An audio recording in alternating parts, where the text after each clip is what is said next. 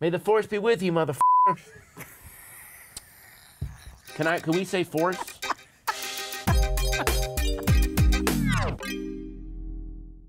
Welcome to Couch Surfing, the show where hilarious guests look back at their big roles, their little roles, and everything in between. I'm here with Patton Oswalt. Let's see what's on, Patton, shall we? Let's watch what has me in it. Oh, yes. Yay. Yay.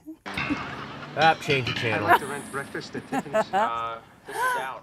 Someone has it. Oh. No. Okay, this is me on Seinfeld. I'm playing a video clerk, and I will not rent breakfast at Tiffany's to George because he's trying to cheat this book club that he's in. He doesn't want to read the book. I remember I got the part when he's giving me hassle, and I do this little thing where I try to look for someone else in the store to pass him on to, and Larry David would really like that. And did Seinfeld have any immediate impact on your career? No. Okay. No. I mean, it got me my AFTRA membership, so that was the impact it had. I like that. And the money I made went right into paying for my AFTRA fees. So there you go. It truly had no impact, financially or fame-wise. Yeah. But I think this next one did. Nick Nolte is my favorite. Well, who's that young man? Oh, that's me when I was, I think 27, 28, doing my first HBO comedy half hour. It's more than 20 years old. Oh, it was so old. Look at my little crew cut. When you look at yourself there, your first special, what goes through your mind? Unbutton your shirt, dude. All these years later, is stand-up still as thrilling for you? Yes, and it'll always be because it's the kind of the last sort of dictatorial post in showbiz where it's just you and your mic and you're just talking to people and they either buy it or they don't. So there is that gambling aspect of it for at any moment and for any reason you don't know when it's coming, you could just lose the crowd. Yeah. And that makes it so much fun. Up next. Oh, it's almost 10. I should call Mom, tell her I'm gonna be late. King of Queens. God, I had so much fun on that show. I love doing King of Queens. It looks fun. A, because it got me a house. And B, all the writers than your Seinfeld appearance. The Seinfeld appearance, you kidding? That didn't even buy me a cup of noodles. That money went right into my after fees. This show was, I learned how to act, basically. I didn't really know how to act until I got to do scenes over and over again with Jerry Stiller and Kevin James and Leah Remini and Victor Williams there. So Kevin Can Wait is slowly turning into King of Queens. So do you see yourself perhaps making a cameo, having a story arc? If they asked me back to be on that show, I would totally do that in a second. I had so much fun.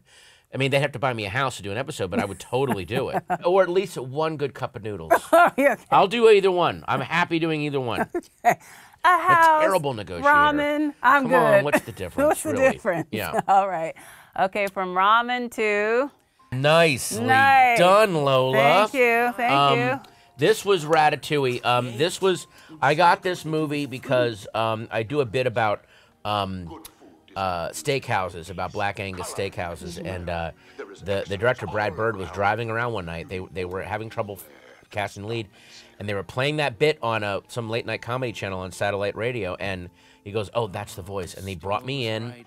And, well, first what I found out later was he did a little pencil animation of Remy doing that bit, which he showed to the Disney people, and they're like, is he going to be cursing that much? He goes, no, that's just the bit. He won't be doing, that won't be his dialogue. Remy will keep it clean. And then, and then I came in and we really bonded over our love of, like, we were kind of both budding foodies and all that stuff, so that really, really worked out. One of the most famous rodents in cartoon history. Yes, exactly. Move over, Mickey Mouse. Get out of the way, Stuart Little. Oh, yeah. It's a new rat out of the way, Willard. Beat it, Ben. Wow, there's your, Ben and Will. Nice follow-up. Thank you. Okay, Ratatouille, two. Ratatouille. Ratatouille? Yes! They, if that happens, I'll be the last to know. I mean, but I don't want there to be a sequel just to do a sequel. I want it to be, if Brad Bird comes up with a truly great story, then we'll do it. He was in no rush to do Incredibles 2, he waited till he thought of a really cool story. He's like, if I come up with a story, we'll do one. Ratatouille. Yeah. I love it. I also love this. Hey, Sports Dog, how you doing? Hey, this movie was, the script came to me through Robert Siegel, who was an ex-editor of The Onion, and he wrote this movie, The Wrestler. And he got the job writing The Wrestler because he wrote this script. It was originally called Paul Alfiero like 10 years before. And it was one of those scripts that just made the rounds that got him work because it's so good. And it was always one of those, people were always looking at doing it and it just never quite got made. And then he took his money from The Wrestler and said, I'm just going to put my money into getting this movie made. You're obsessed with a lot of things. I'm presuming the Giants is not one of them. No, in fact, there was a moment where me and Kevin Corrigan, who's this amazing character actor, and he plays my equally weirdo friend, and there was a scene where they let us, they go, you guys just riff while you're driving and talk about the football game. And Kevin and I know nothing about sports, so I literally was like, wow, do you think they're going to like get over 21 today? And then I just sort of froze because that was all my sports knowledge. And then there was like 5 minutes of the most ass-grinding silence. And then Kevin Corrigan just goes, I love football. And then they went, okay, cut. And then the crew like wrote down stuff for us to say. We had no knowledge. So painful.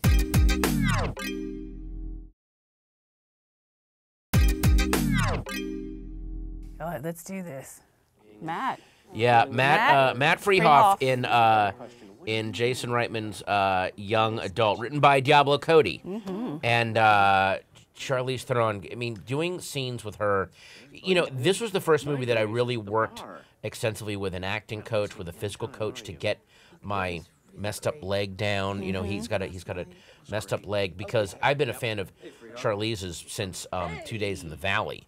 She's one of those actors that, you know, is such a chameleon and is so effortless. And I was like, oh, I better be on my game. She really put the lie to the whole method of that. You hear about actors that are like, I'm in character and I'm going to be in character on this thing. And she was in the scene when they yelled action, she would become Mavis, who Charlize is one of the sweetest people on the planet, and she plays such a hateful character in this movie. You cannot believe how jaw-droppingly hateful she is, and she would become that character, and then yell cut, and then she would just be Charlize again. So it was like, oh, that's what a real actor does. It's not this, hey, I gotta stay in character. That a bad actor has to do that. She could go in and out because she's a pro, and she's such a great actor. It's amazing. Right. Oh, I love this. Are you God. ready? Go ahead. Okay. All right. Let the filibustering begin. Okay, so This this is legendary. I was on Parks and Rec. Yes, you One were. of my favorite shows of all time. But it also it really tells you how great people like Chris Pratt and Amy Poehler and John Glazer, who's in the scene, are, and Aziz, because you know a lot of times when an actor is doing this, they'll try to jump in and do stuff, and they hung back. Chris doesn't say anything; he just reacts like he's into it. And there's a weird cut where I mention Infinity Stones, and they cut him going, "What?" Which is this kind of weird foreshadowing. But Amy doesn't say anything until she says the female part is a little underwritten, and that line summed up the entire scene. Like it's so nailed what these kind of online nerds are all about. She's such a genius. You're such a genius. How did you do that? I mean, you really excavated the reservoirs of your mind. Is it genius when that's the garbage that's just in your mind all day and you're just dumping it out on camera? It wasn't like I was making any new connections. I was just like, I'm going to list every superhero and spaceship that I know. It was fantastic. Oh, okay. Well, thank you. You were like flowing off the dome. I was wow. Yeah. You hear that, Boots Riley? I got flow. Okay, so as a diehard fan of both Star Wars and Die Hard.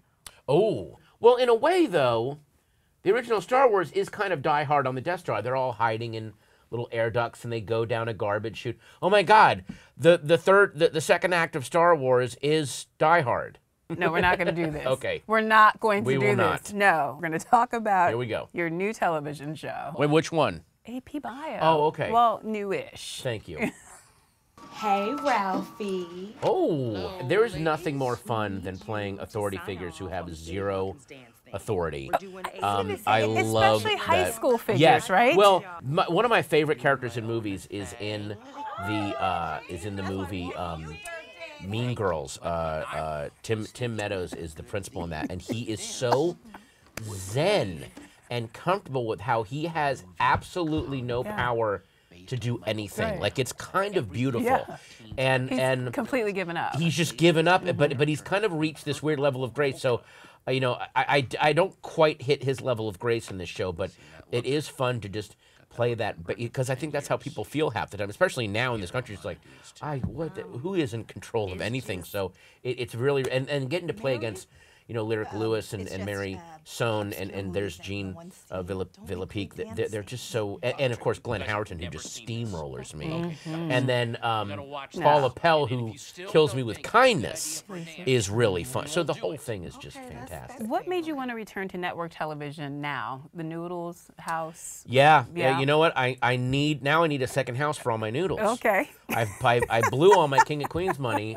I blew the residuals on noodles after I bought the house. Now I need a noodle house. Thank you so much for being here. I am high on insomnia, so thanks for having me here. That's that good stuff. I got to not sleep for a couple days before doing these talk shows. All right. AP Bio airs Thursdays at 8:30 on NBC. See you next week on Couch Surfing.